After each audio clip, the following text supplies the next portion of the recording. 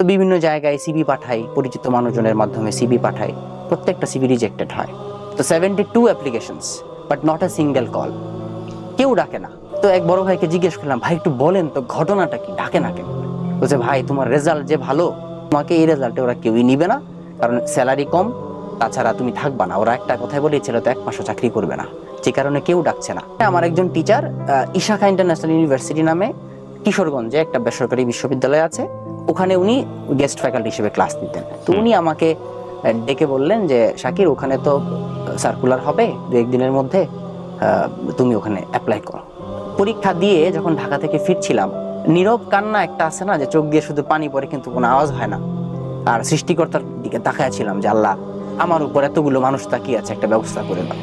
বাস থেকে নামতে পারি নাই, মাত্র হাঁটা শুরু করেছে, 1 মিনিটও হয় না, একটা ফোন আসছে টেলিফোন থেকে, ল্যান্ডলাইন থেকে। তুষার বলছি, রিয়াদ আহমেদ তুষার বলছি, ইশাখা ইউনিভার্সিটি থেকে, আপনার চাকরিটা কনফার্ম, আমি একটা নাম্বার দিচ্ছি, রেজিস্ট্রারের নাম্বার, এই নাম্বারে কন্ট্যাক্ট করে আপনি জয়েন করুন।